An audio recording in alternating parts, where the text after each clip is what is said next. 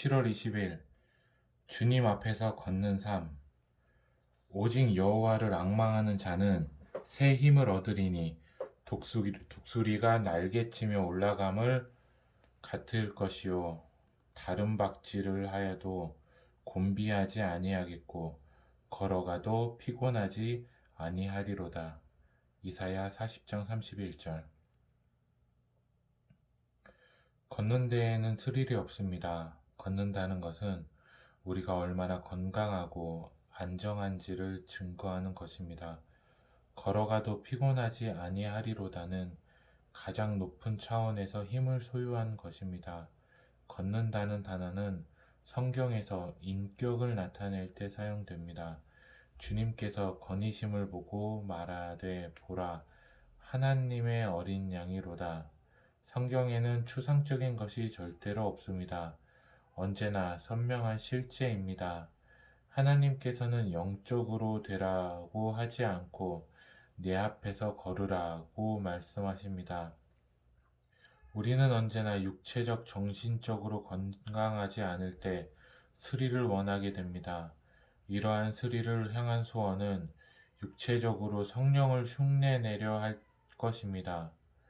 스릴을 향한 소원은 감정적인 영역에서는 부적절한 애정으로 나아가게 하여 도덕적으로 파멸하게 할 것입니다. 만일 영적인 영역에서도 계속 스릴을 원하여 날개 위에만 오르려고 하면 결국 믿음을 잃고 영적 파멸에 이르게 될 것입니다. 하나님의 임재의 실체는 어떤 장소에 따른 것이 아니라 언제나 우리 앞에 주님을 모시겠다는 결단에 따릅니다. 문제는 우리가 주의 임재의 실체 위에 우리의 삶을 세우기를 거절한다는 점입니다. 시편 기자의 그러므로 우리는 두려워하지 아니하리로다 라는 체험 고백은 우리가 주님의 실체에 서 있을 때 가능합니다.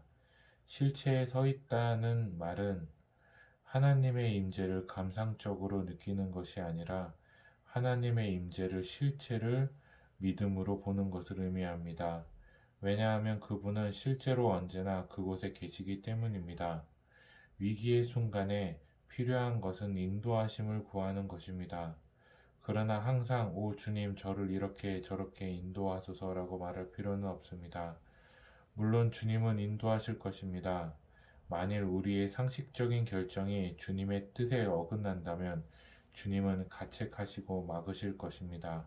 그러한 때 우리는 잠잠히 주님의 임재를 바라는 가운데 그분의 인도하심을 기다려야 합니다.